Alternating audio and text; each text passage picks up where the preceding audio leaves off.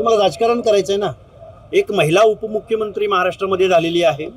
ते कुठल्या विचाराचे आहेत, कुठल्या याचं आहे त्याच्यापेक्षा एक लक्ष्मण हाके ओबीसी आंदोलक म्हणून ज्यावेळी या गोष्टीकडे पाहतो त्यावेळी सुनेत्राताईंना थोडा वेळ मिळावा असं माझं मत आहे.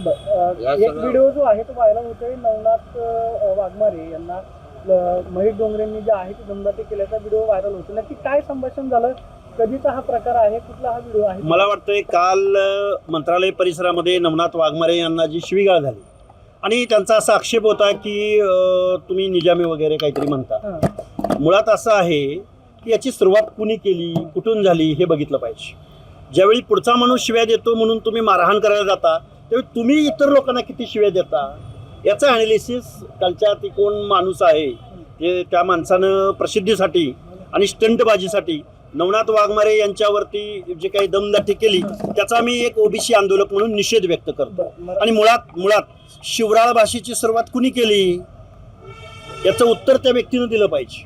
आणि तो जर व्यक्ती असा हाणामारीवर येत असेल तर त्याला आम्ही मग काय आहोत याची रिॲक्शन येणारच. मराठवाड्यामध्ये मनोज जरांगे विरुद्ध धनंजय मुंडे असा एक वाद पाहायला मिळतोय की काय जाणून बुजून केलं जातंय किंवा टार्गेट केलं जातंय? हे बघा, मनोज जरांगेंनी आरक्षणाचं आंदोलन केलं.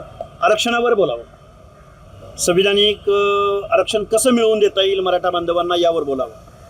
त्यांना जर पर्सनली कुणावर अटॅक करायचा असेल, राजकीय अटॅक करायचा असेल तर मनोज जरांगेंनी राजकीय भूमिका घ्यावी, एखादा पक्ष जॉईन करावा, त्यांचं स्वागत असेल. हे बघा, मुळात मनोज जरांगे म्हणजे संपूर्ण मराठा समाज असं नाही, किंवा माजी मंत्री धनंजय मुंडे म्हणजे संपूर्ण समाज असं पण नाही ना.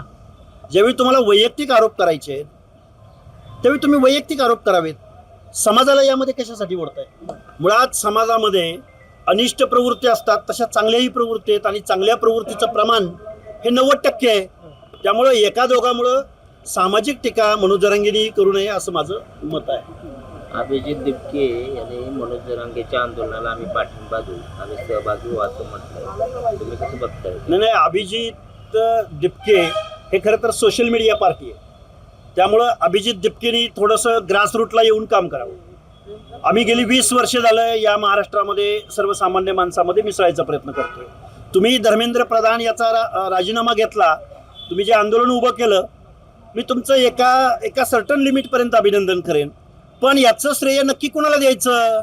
याचं श्रेय राहुल गांधींना द्यायचं, याचं श्रेय आप पार्टीला द्यायचं, याचं श्रेय लेफ्टिस्टांना द्यायचं म्हणजे समाजवादी वगैरे, का याचं श्रेय विद्यार्थ्यांना द्यायचं? अभिजित दिपके, तुम्ही थोडंसं ग्रासरूटला उतरावं. संविधानिक अर्थानं मनोज जरांगेंची मागणी कितपत योग्य आहे याचा अभ्यास अभिजित दिपकेनी करावा. त्यामुळं नुसतं स्टंटबाजीसाठी आणि प्रसिद्धीसाठी जर अभिजित दिपके अशा पद्धतीचं काही अभ्यास न करता जर काय असा पाठिंबा देत असतील तर ओबीसींचं काय होणार आहे याच्यावरही अभिजित दिपकेनी थोडासा अभ्यास करावा. त्यांचं म्हणणं. नवनवीन घडामोडी पाहण्यासाठी स्टार महाराष्ट्र न्यूजला सबस्क्राईब करा आणि ताज्या बातम्यांचे अपडेट मिळवण्यासाठी बेल आयकॉनला प्रेस करा आणि परिपूर्ण बातमीबरोबर रहा, इतरांपेक्षा एक पाऊल पुढे.